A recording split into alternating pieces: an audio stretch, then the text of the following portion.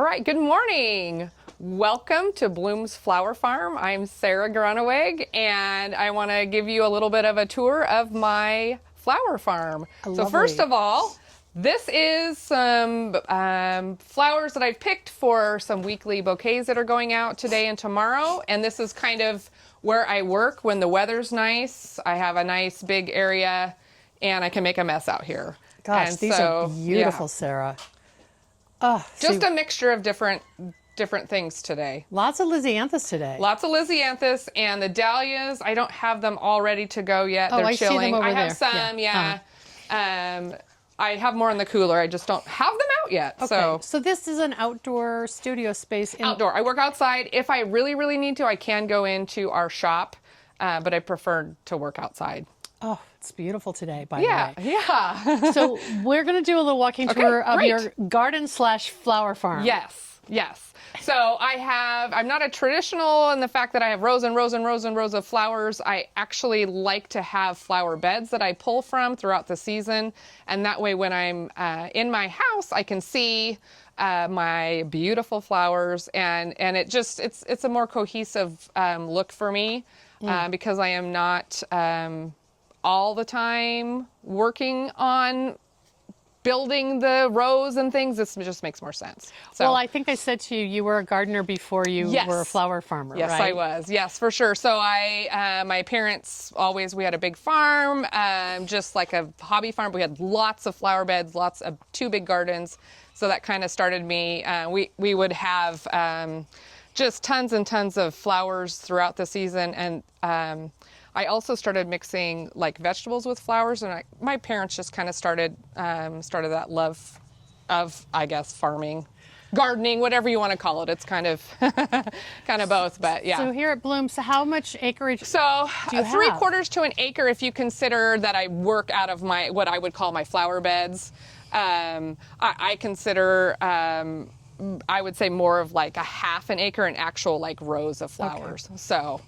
Okay, yeah. well, I see some rows over there. So let's come on down here. So I have my greenhouse is kind of my center pivot of my working area, and to the left I say is the vegetable garden. Looking at this beautiful hydrangea land over here. Yeah, so this is, we added this in because I don't have a ton of shade. We are in Yakima, so most of this handles hot sun. This is one area that does really well for shade, so I put in as many hydrangeas as I can. Just has a little protection from the house? Yeah, it does. Just a little protection. And then I have, unfortunately, this ugly box. So my husband built this. It's so nice of you to point it out for us. Yeah, I know. Well, I'm trying to hide it, but it does look kind of cool. And so then I put some roses up it, and I don't know, it works. So. Yeah. I think it's a great example of how to integrate. So many people live on their farms. Right. So how do you make it a beautiful landscape as well as a working Exactly. farm? And I'm out here all the time. Mm-hmm. So this, and it's easy to maintain the fact that it's close to me. So I'm able to kind of work at night a little bit sometimes and go back in and back out. And so it works better for me that way. Wow, your dahlias look fabulous. So then to the right of the greenhouse, this is what I would call my actual work area. So every time you add a new row, do you have to negotiate to cut out some lawn?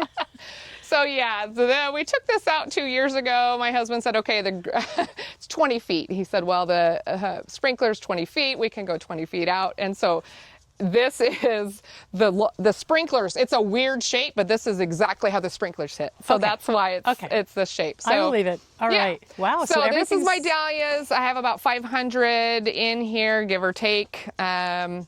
I have about 40 hydrangeas in between and kind of around in the shade area that I pick from, and also just because I love hydrangeas. Are they mostly limelight or? No, I'm one of those people who has to have one of everything. Okay. So that's kind of how I started with the flower beds out back, and I have maybe 3 of the same hydrangea. Okay. Yeah. And then how about on the dahlias? The dahlias about 25. If I can, like the Cornell Bronze and some of the other more popular ones, I'll have 25 of each. Otherwise, I like a variety. Well, can we walk down one of the rows? Let's walk down one of the rows. So you really like the tighter ball shape. Yes, because I sell to the wholesaler, and they pack well. They also last longer. I do have a florist that I've worked with, and she prefers those as well. But they do have a longer vase life. So I do want to branch out to a little bit bigger, some more formal, but it's just easier for me. I can see that. And you also have your varieties noted here. So you've got the Cornell Bronze, Cecil. And this year, because we are a little cooler in Yakima at the beginning of the year, this is the biggest I've ever had the dahlias grow. Oh, they're beautiful. They're huge. And I normally don't have to stake them this much. But it's been a very weird summer in the fact we've had tons and tons of wind. It's been so much wind. Well, thanks for a calm day. I know, but the wind would have blown the smoke out a little bit more. I mean, we do have blue sky, but I am losing some because of how big they are, which is great. Those stems are long. And great long stems. So your staking method is to just... I usually just do 2 pieces of hay string, Is that called corralling or? Yeah, kind of. It's a corralling. Yeah. But I've had to add in wood stakes in like different spots and tie to them just to hold them. Like there's one, that for keeps a specific plant. Yeah, because they're just so lush. Wow, they are. Yeah. Wow. So tell me what stage, some of these are ready to be cut, Oh, right? yes. Okay. I need to cut today. Okay. I cut every 3 days, and I cut everything like all color. Okay. I cut it down, and it's just easier. I don't have time to cut every day. And I think people recommend doing. Yeah. I think so. But anyways, that's what I try. It works for you. Yeah. Yeah. And do they immediately get packed for delivery, or do you have a cooler where you hold them? So I cut them, I quick dip them, I put them in buckets, I let them sit outside on the patio in the shade, and it's really close to me.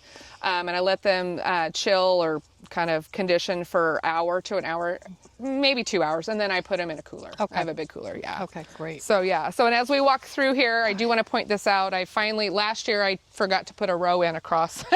So I can get across this year, which crosstown road was a big deal when I set this out. I didn't even think of it. So yeah. So did you have to just move some plants or sacrifice a few? No, well, I made sure not to plant here, but last year I had to walk all the way down and all the way, so it was kind of funny. Oh, right, because you were planting these you're digging them up in the winter. Yes, yeah. Oh, how funny. Yeah, for sure. So yeah.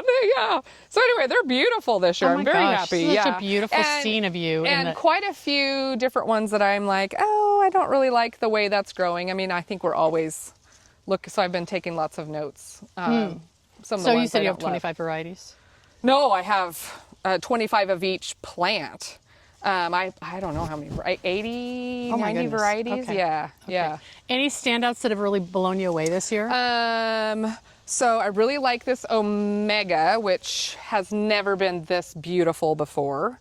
So I really like that one. And then my favorites, I always put my favorites closer to the house. So we'll see those when we go up. Yeah, so Polka I really, really love, and then Coralie, really beautiful. So the Wine-Eyed Jill, I think that's this one. It was not very beautiful last year, and this year it's great. And that one is the one where each flower's like a little bit of a different tone of color. You can see like one's pink and one's orange. And then they have that wine and they eye. Yeah.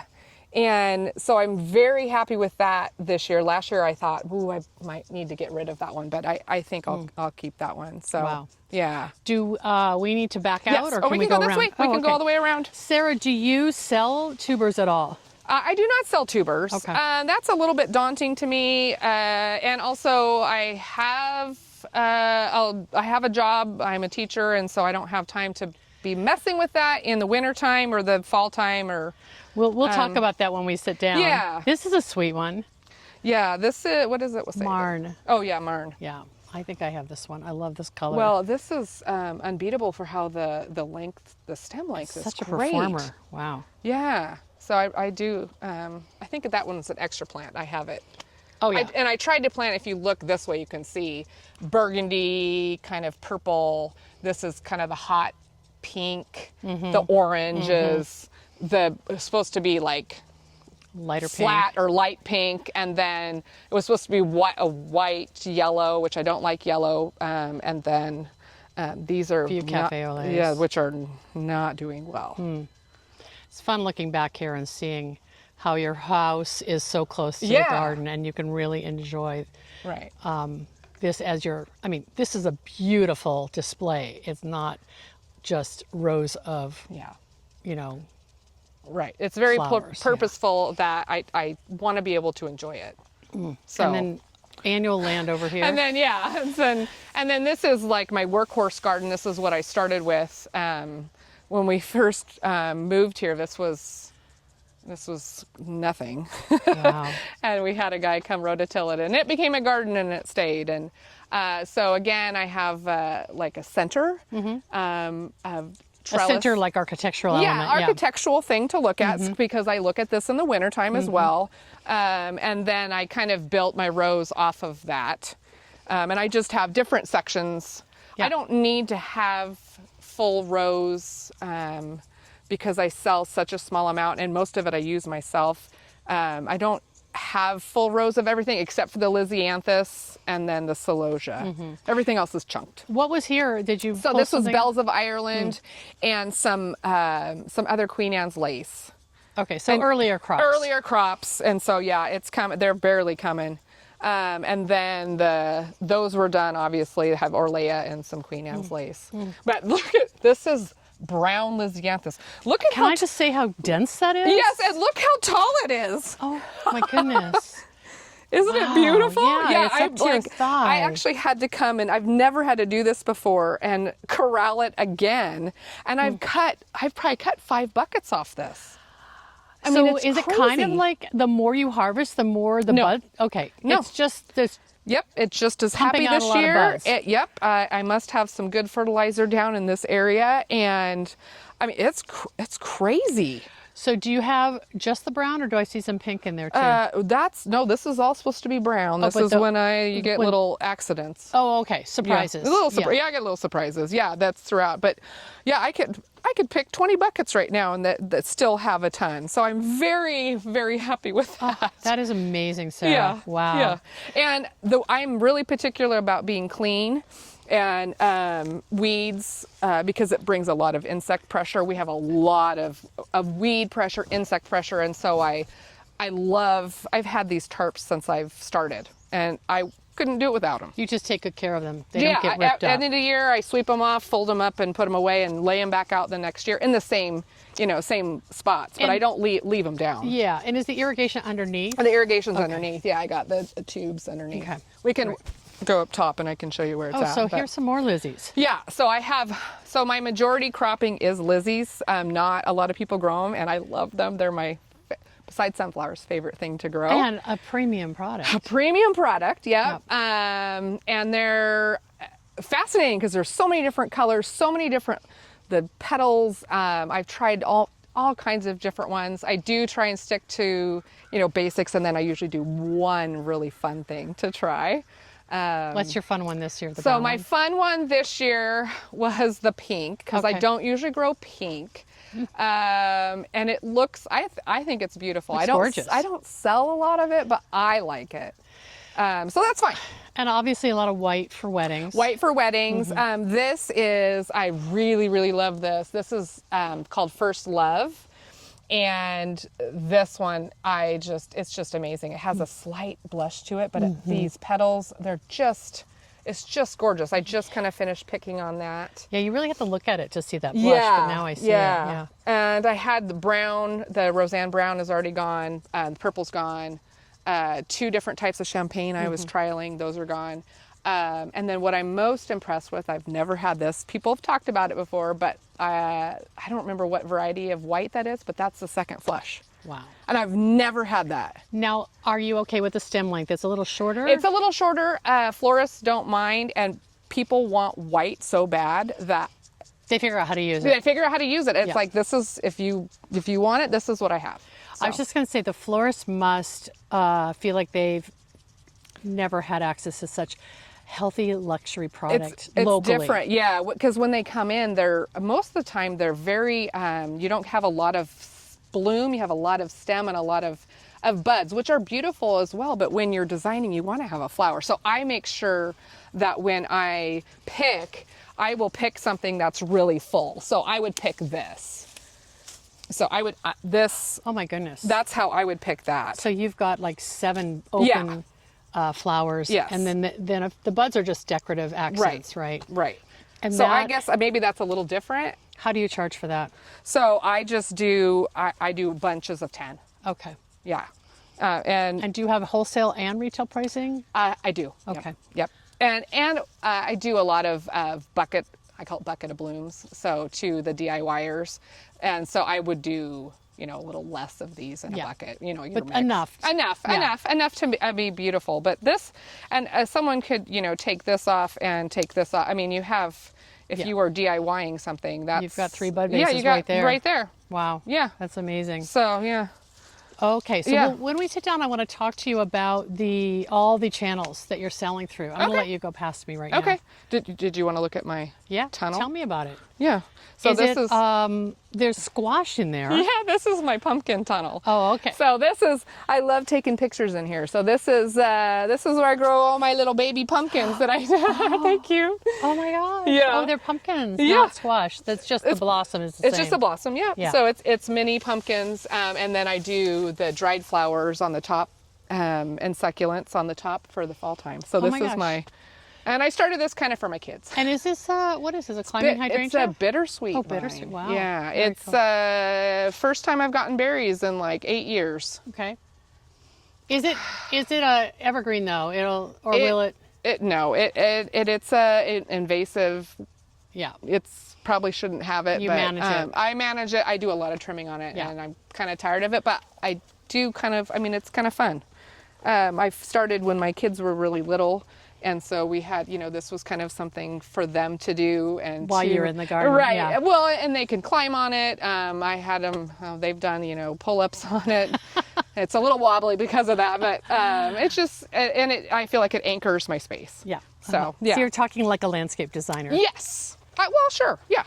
Yeah. And then I have snapdragons over here, which they're just kind of flushing up again. And I cut on those at least every 3 days, sometimes more, and I'll cut again all the way down. And I can't believe how they just flush up again. They look so healthy. And I'm kind of tired of them. Well, the foliage is so healthy. There's no powdery mildew. No. And I fertilize everything every 2 weeks. That's the other thing. Having nice and close to water source is I hose a lot of this stuff off for insect pressure, and the dahlias too, if I need to, if it's too hot. And I think that really helps make them really healthy. But I do a liquid fertilizer on top every 2 weeks. On top of the ground? Or No, on top. I just, the foliage, overspray? Everything. And I just hook it up to my hose. So it's not that long, and I just hose everything off. So I try and make it really simple. Wow. Yeah. Love it. Yeah. Okay. Yeah. And then this is some amaranth? Some amaranth, yeah. Third section coming, third flush. And this is a huge moneymaker. It looks awful. This is chamomile, or feverfew, I guess I should say. And my feverfew is so big. And I get 2 flushes off this, so it's starting to come back. Will you get I don't think I'm going to get a third one this year. I mean, I pulled some of it out. I mean, I have like the tiny babies. Yeah. But if you wanted something for a boutonniere or something. Yeah, I don't think that's. Yeah, I don't think it's gonna. But anyway, so yeah. Wow. And rhubarb. Amazing. I mean, there's some vegetable back there. I have mint in some of the tubs I use. 2 different types of mint. And I just have little pockets of things here and there too. Yeah. Can we see one of your beds and talk about how you do gardening? Sure. For cut flowers? Or Sure. do you want to look in the greenhouse first? We can look in the greenhouse. I also want to say that I always hated roses, and I had a friend who, I went out to her house and she had beautiful roses, and so I've started adding roses in, and I really like climbing roses. So I don't know. I don't know why, but I'm trying to get some you've got them on either I'm side trying to here. get on both sides. Well, it's nice for I do cut off those in the structure, spring, and then it's just, I think it looks, I envision having white. Eventually, it's gonna happen. It looks like an old rose, is it? Or it's iceberg, yeah. Oh, it's iceberg. Yeah. Wow. Climbing iceberg, yeah. And those are all David Austin So Over on I that didn't toast. just, I mean, I purposely bought things that I can use. So my mom had all kinds of roses, and they were, you know, your traditional roses with the big thorns and the big stems and they were not usable. The And so overbred whatever hybrids, I yeah. plant has to be usable or it's going to come out. So when you say you cut these in the spring, are you using them for bouquets? Yep, for bouquets in the love spring. it. Yeah, yeah, and just also I'd like to leave them to look at them too. I love them. Yeah. So this is my greenhouse. It's just it's very small. I used to do more seeding. I get lots of plugs now, but this year I started my dahlias in it, which I think helped get me. I had dahlia blooms like a month earlier this year. And how did you start them? So I just put them in a flat tray. Okay. A little bit of dirt, laid them sideways, put a little bit of dirt on, and just shelved them. And did you moisturize? I put a little, them? yeah, Okay. a little bit, and just let them go for 4 or 6 weeks, and I started getting growth, and I did some starts, but So you're planting them with some growth I on planted it. them with growth. Wow. And that was the first year I've done that because I had space. Such a smart idea. Yeah, and it really worked. And I have no holes this year because sometimes you plant and that one didn't come up. I don't have that. Interesting. Totally because it was vetted and you knew it had put out growth before it was planted. Yeah, yeah. So I'm gonna do that again. It seems like such a simple idea. I know. I love you did But that. you have to have space. I mean, the whole greenhouse was full. I mean, not the whole greenhouse, And you've got but quite a bit. You've got shelves in there. So I have shelves. yeah. I just have the Costco rolling shelves, and I can move anything around. And I start some seeds and stuff in there Yeah. as well for the garden. But I had for- plenty of space. For dahlia production. Yeah, that's dahlia production. wonderful. Yeah. And so then this is more of the garden side. I've already kind of harvested some of the stuff. Feed the family. Yeah, feed the family. Oh, here are such cool little structures you're talking about for tomatoes. So I made those. You can't see the green. I didn't think of that. I probably should spray paint that a different color. You made these? Yes, I made those. Are you also a welder? I am a welder. yes. my gosh, girl. Yeah. That's so pretty. Yeah. Prettiest I trellises. taught agriculture Yes. education. I taught welding. So, yeah, I have a welder. These farm kids are lucky. I know it. I don't know if I could see that well anymore to do some fine stuff, but my kids are taking welding, so I can be like, hey, can you fix this? But yeah, I just think they're fun and pretty and kind of more of an English style. Yeah. I originally thought they would be for the dahlias, but then I got too many dahlias. Yeah. So now perfect, it's tomatoes. Perfect. Anyway, and this is kind of my overflow dahlias of ones I wasn't sure if I really wanted to grow next year, and then some people gave me a few that didn't know what they were. So that's kind of this. Your practice session or your trial session. I haven't really. I mean, I haven't even looked at them. That one fell over. I don't have them tied up. Are you selling these? No, not. Maybe you'd put them in a DIY bucket. I might. Yeah. This is Giggles, and I really, really love Giggles, but just to look at. Yeah. So I put it, this is my first site right here. Got So I it. just put it right here from just to look at it. And it's cute. It just doesn't last. So. Now, if you're having a picnic or party, this is like party center over here. Right. So this is kind of, we don't really use it, but it looks cool, I guess. Yeah, It's a table that I again welded and made, and I can plant in the sections and. Oh, on the ends. I saw this at the Portland Flower Show, set up as a tea garden, and so I came home and told my dad I want to make that, and he helped me make it. So it's not. I haven't planted it for a couple years, but you will. we had succulents in it, and then this has like it's supposed to mimic water. Oh, pretty. Yeah. So anyway, so this is my kind of flower bed. I've always, I'm a magazine girl and I love to look at magazines. So I saw this in a magazine, years and years ago, and my dad and my husband helped make it. It's a circular Fire pit. stone fire pit. So pretty.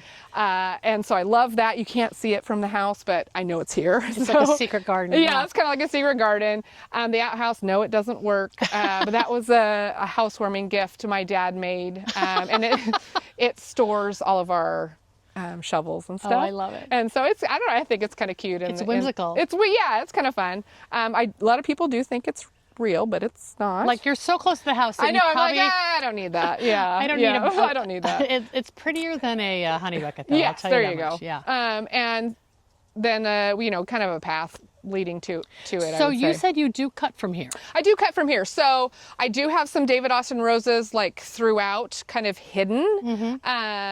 Again, ones that are going to stay a little bit smaller and that are not going to rip me apart when I kind of walk through. Right. I do a lot of cutting on the salvia, catnip. I love catnip, so I have catnip kind of tucked here and there.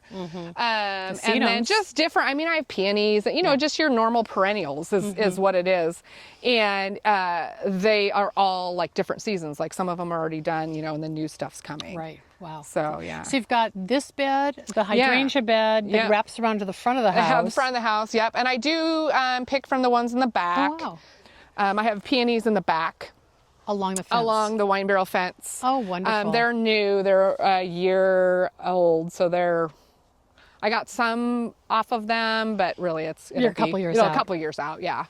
And I did have lavender back there, and the lavender was just wasn't usable enough, and not beautiful enough either to be true. And so I'm like, if I need some more workable space, we're going to put peonies back there. You do not have a shortage of workable space. No, I don't. And my husband's very kind. He's like, yeah, we can add another one here, another one there, but I have to be able to maintain it. Right. So it's just me. It fits your capacity right now. Right. Yeah. Right.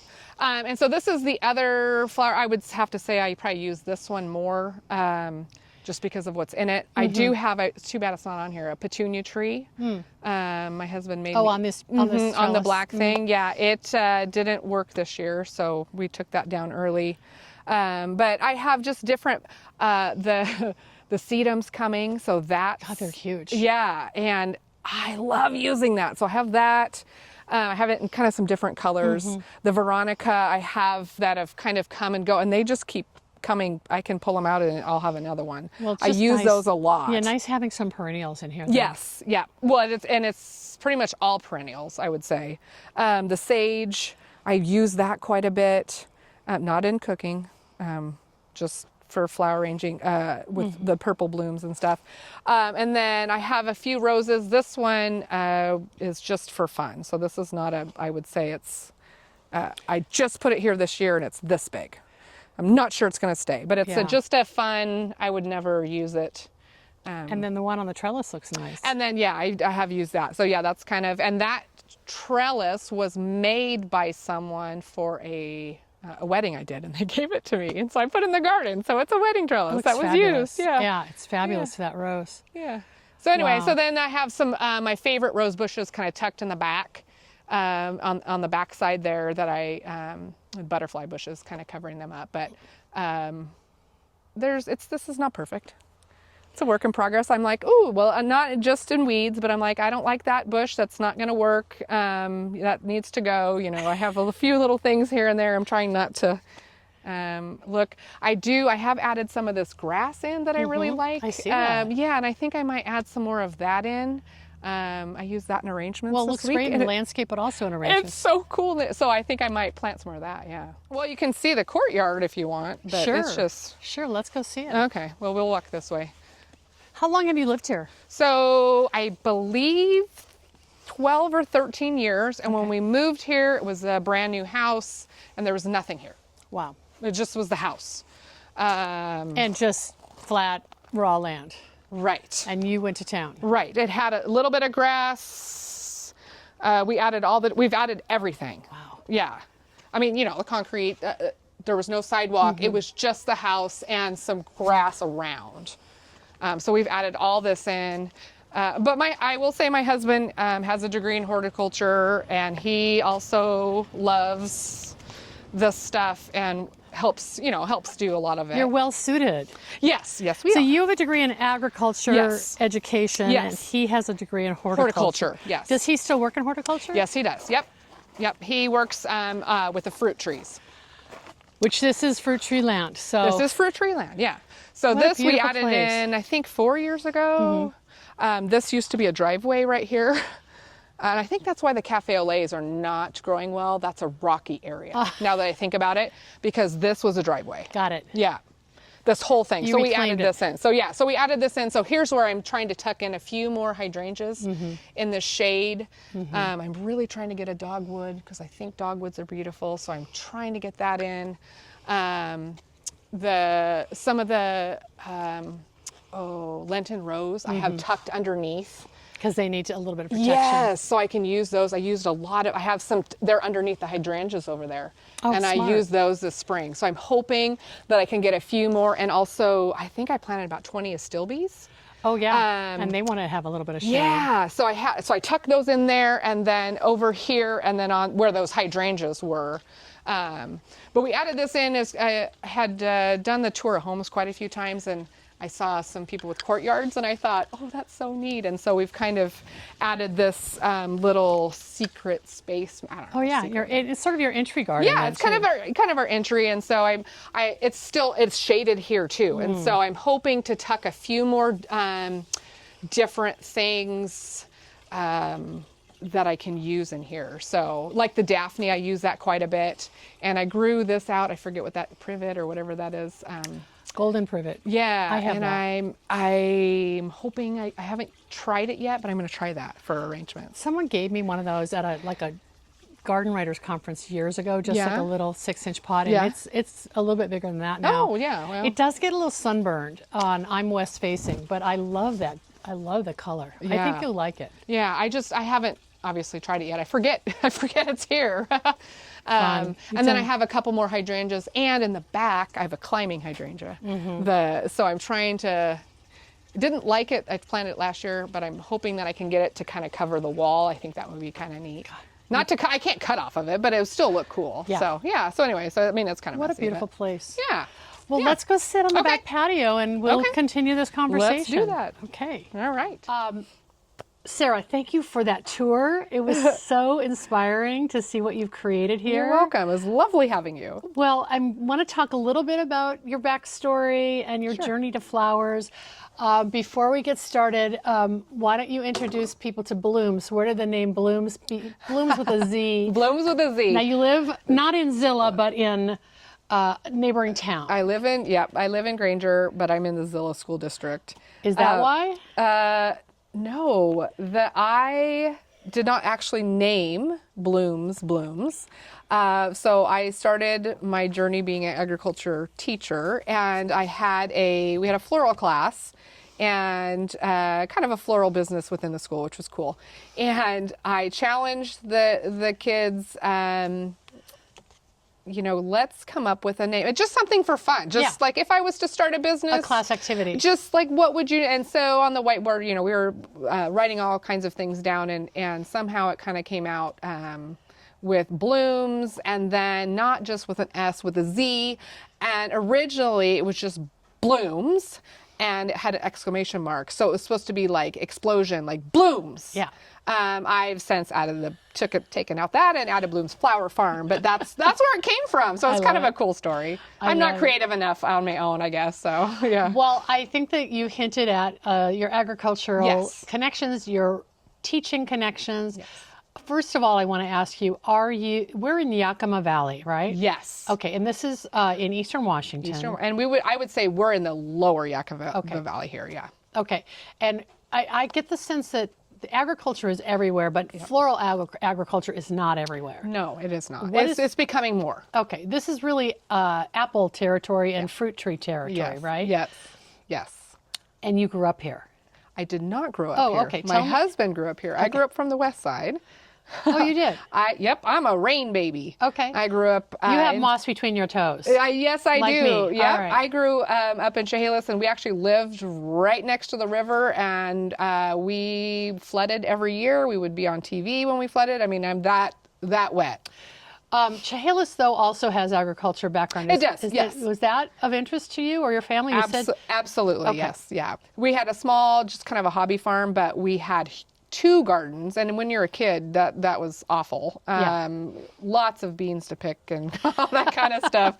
But that's kind of, I guess, you don't realize that when you're a kid. That's where my love kind of started, and going to the fairs and things like that. So yeah. Yeah, the things that we hate as kids, sometimes we come back to, don't we? Yep. I'm telling my boys that too. You just wait. So, how did you end up here in Eastern Washington? Obviously, you met your husband. I What's met his my name? husband, Leroy. Yeah. Okay, I met him at WSU. Okay. Yep. And you came to WSU, Washington State University in Pullman, for agriculture? Yes. Yep. Wow. Yep. How did you, what did you think you were going to be doing? I thought I was going to be an agriculture teacher, and the reason why I wanted to do that was because of the fairs. And I was enthralled. We went to the fair every year and showed animals, and I was like, what are those people doing? And it was the agriculture teachers. And so like 4-H and that yeah, sort of thing? 4-H and FFA, and I'm like, well, they look like they're having fun. That's what I want to do. Oh, I love that. Yeah. So I always said I would never be a teacher. But as I got, older and time to make a decision, it was, I am very passionate now about teaching. I wish I could teach flowers, that would be great. How many years have you been teaching? I've stopped off and on, but I'm currently on year 5 where I'm at. And you're at a middle school. I'm at a middle school and I'm teaching science. Okay. Yeah. So are you weaving agriculture into you those bet science? I am. Yep. Yep. So I'm a very high energy person. I'm very hands on, and so I've added lots of fun labs. I added a kind of a STEM class, and we do some flower arranging, some different things, and. I find that if you bring some of that interest and passion, something different, I'm hoping that the kids will latch on to that, a little bit. A lot of us learn by doing yes. and having something in your hands. Yep. So are you bringing your own flowers into the class? I do, yeah. And then the kids know that. And the kids know that, yep. And we do some pumpkin stuff too, and I get it from down Jones Farms down the road, and I grow a few little pumpkin and thing. But schools don't have a lot of money, so I try and use what I have here. And I don't. It's not a lot, but it's enough. So yeah. I mean, you're teaching every grade level, or just 7 and 8. Okay. Yeah, but we take cuttings, and so maybe I'll bring in some of my coleus plants or sweet potato vines. Really easy. Yeah. I also have done the succulents. I have some succulents hidden. Just some things for them to try and do, and it's kind of cool. Like, this is really dumb, they think, and then it works. And they're learning horticulture. Yeah, right. You're subversive. I'm like, come on, yeah. I'm hoping that kind of gets them, interested into something. So, is there anyone running floriculture like at the high school level? No, they do have an agriculture program, but they don't have a floral. There's not enough interest, and he can only teach so many classes. So. Yeah. Someday. Yeah, someday. You never know. Someday. I did teach at Wapato, and we had I think I had 2 classes of just floral design. So, I mean, it's around. So, you said you've been teaching at this job for 5 years, but for your career, you've done a lot of agriculture education. Yes. When did you start doing design, and when did flowers become more than just a hobby and actually become a business? Yeah. Other than a classroom project. Well, I guess I would say, so in 2001, that's where I started teaching. Okay. And I had a floral class. We had no budget, and we had 3 boxes of the really ugly silk I don't think they were silk, fake plastic flowers. Some people call them like permanent botanicals. Yeah, there you go. Yeah. Euphemism. So we started with that. That's how and I thought, wow, and there was lots of ribbon also. So we kind of started, book learning, kind of that. I switched jobs to where I was able to have a little bit of flower and budget, kind of thing. And we were asked to do a wedding for a teacher. And I thought, what a great opportunity for the kids and it kind of snowballed from that. Because we did nothing huge. Just some simple things, and the kids loved it. I loved it, and I thought, wait a second, this is awesome and fun, and I want to continue doing this. And so then I stopped teaching to have my children, and the kids nap, or they can come out to the garden with me, which is probably why my work area is so close to the house, right? Right. And so I kind of just picked that up to kind of get me, I love people, I love doing things, I love being creative, and so I think that's how it snowballed. Yeah. Well, you're combining science and art, which is so exciting. Yeah. Do you call yourself a farmer-florist? I do call myself a farmer-florist. Yes. So absolutely.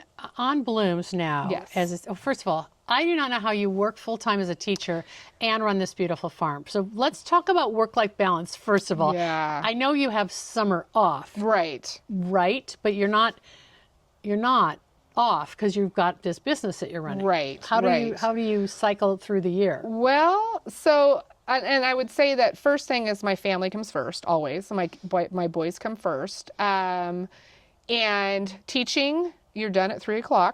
Okay. Maybe a little later. This year I came home in the springtime and I went right out to the garden. And that was kind of actually a dual purpose because it was a great stress relief. I loved being outside. I was inside all day. Then I came home and I was outside. So it was great, and I could work till dark and get dinner in the crock pot. Your or boys whatever. are teenagers, so they're The boys not are quite teenagers. as It was needy. fine. Yeah. So I can chunk a couple hours in the afternoon. I do not do any weddings during the school year. Okay. Because I Insanity. can't. So, however, I do weddings in September, which is during the school year, and because that's when I have the most flowers. And we're coming right up to that then. And we're coming right up to that, and I love it. I do love doing weddings very much.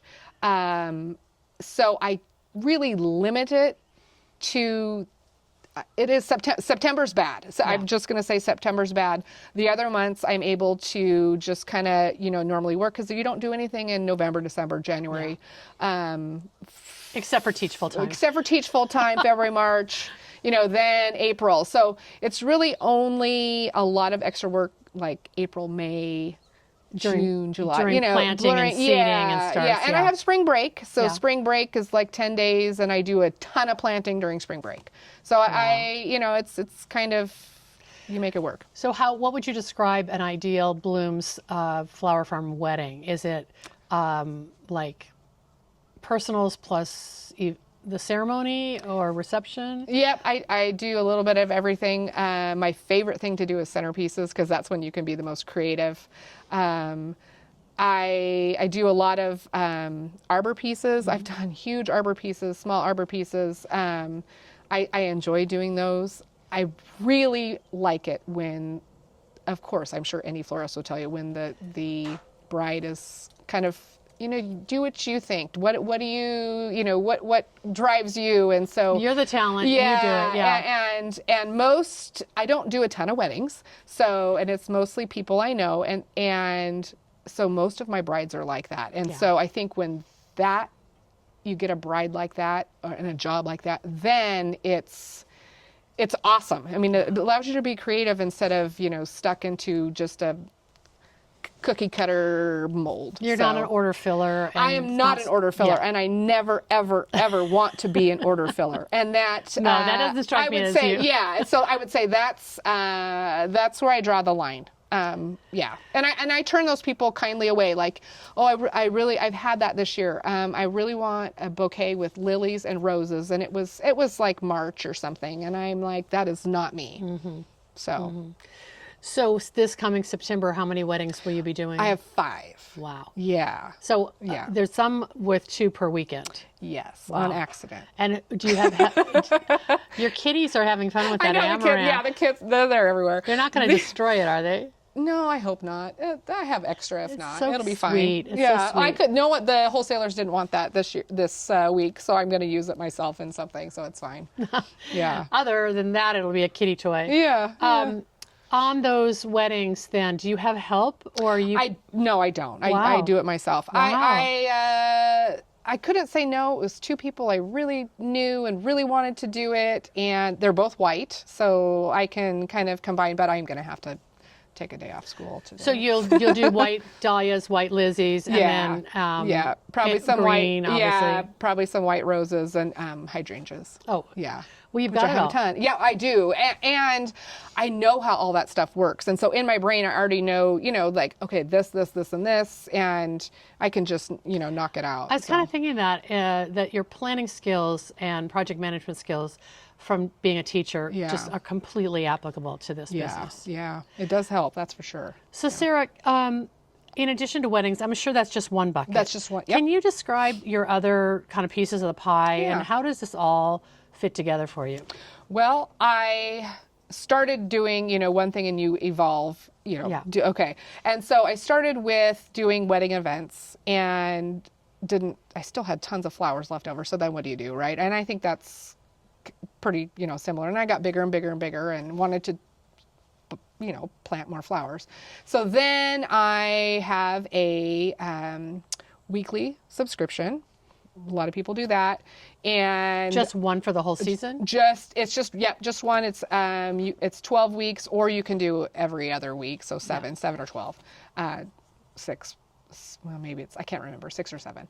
So I do that. I do market bouquets at 2 different locations.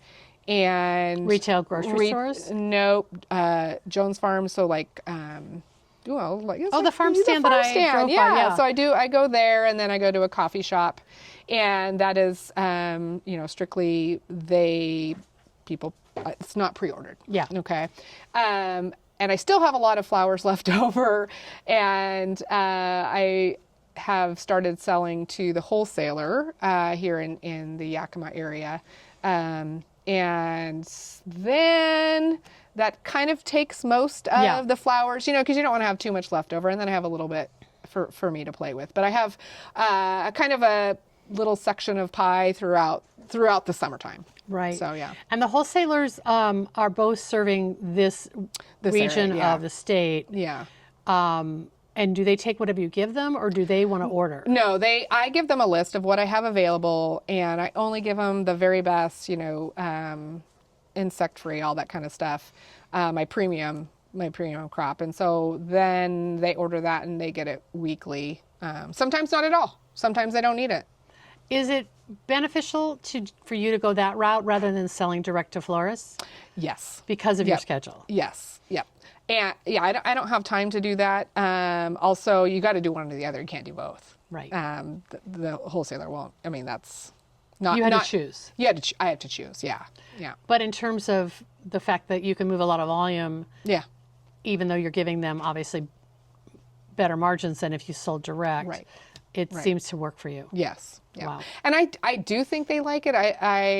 We talked a little bit about the Lysianthus. I mean, I have some of the stuff I have is a great product. They can't get that. It's probably pretty rare.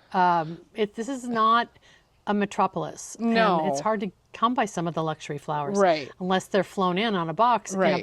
or that's the Right. poor quality. Right. Or I shouldn't say poor quality, but lesser quality. Well, and it's 2 weeks out. It's, Yeah. It's been kind of cut for a while, and in the plastic things that kind of push it down. I've seen some of those things come in, and mine I don't ship. I carry it nicely in buckets and deliver it right to them. So It's like cut in the bucket, Yep. in the cooler, in the truck, yeah. to the client. right. I love it. It sounds like you've kind of got this set up that what doesn't sell to the wholesalers, everything else is really your choice to Right. put into the market bouquets or in the CSAs Right. or in the weddings for that matter. So Right. you are sort of staggering your choices, what you harvest and how you Yes, use it. absolutely. So there is less waste. You're not throwing anything away. Well, and also I just don't like the dahlias over there. I just don't harvest them. I don't have time. It's just me. I have to be able to manage everything myself. And so a lot of the stuff I'll just well, that's not going to work this year. And I won't. And also you plan so far ahead and they don't want that this year. Oh, okay, fine. So then I don't pick it. I just let it Let it be part of your landscape. Yeah, exactly. Yeah. Well, you wanted to talk about this dahlia since it's right here between It's us. so pretty. It's so Yeah. pretty. It's so unusual. It is, yes. Some of the centers are really large, and I guess it's just I when think you it's cut a it, because stage, this one's a little smaller. Yeah. So tell us about this and why you love it so much. So this is polka, Polka. And I don't know why I like it so much. I do not like yellow and red together. But this, I've had it for 3 or 4 years. It's just stunning to me. I don't know why. Well, it's not yellow and red in that McDonald's right, McDonald's mindset. Yes. This is softer, and I think also the form is so the unusual. form is unique, and normally the open ones don't last very long. This lasts a long time, and it also the plant just produces like crazy. That's another thing. It just keeps going and going and going, and it also has a more delicate, different leaf on it than some of the other dahlias. Oh, yeah. I mean it's just different. Yeah. So I don't know. I got it on a whim, and I'm like, oh, I'm going to grow it next year. Yeah. But I want to say also from a designer's point of view, your eye is looking at what will this blend with? Right. What will this go with? Yeah. In your palette out in the field, it doesn't. You didn't have a lot of primary colors. No. You tend to go I do softer. wedding colors. Yeah. And I do need to do a better job. I probably need to add some other colors in, except for yellow. Next year, different forms, but I do specifically grow for the weddings I have. Well, you do have orange. I do have orange. But orange can blend with peach and pink and all of that. And that is from previous weddings from last year when orange was really in. Orange and the kind of a peachy, orangey red. That I have a lot of that. Yeah. So, yeah. Well, how do you describe your design aesthetic?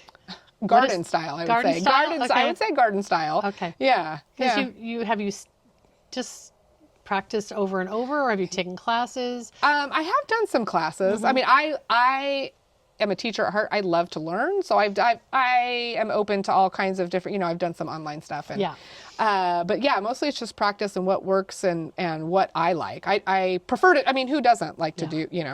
I don't do a lot with orchids and things like that are more straightforward. I also I'm probably a rarity. I hate zinnias. I have some zinnias in case the wholesaler needs some zinnias. I have some. But they're not necessarily for your weddings. I do not cut them. I do not use them myself. They're just too stiff. So I like something more flowy. And I've also discovered I'm a maximalist and I want to cram as many beautiful things in as I can. And that's kind of more, it's not the style right now. It's my style, I guess. Okay, what do you want to end on? I have one final question for you. Do you have anything else you want to add? No, I don't. Are you sure? Okay. Yeah, I know. I could talk forever. I could tell you all kinds of things. I love that I met you when you came to the Slow Flower Summit in Bellevue. Yeah. I can't believe that was 3 years ago. How did you manage to come to something in June?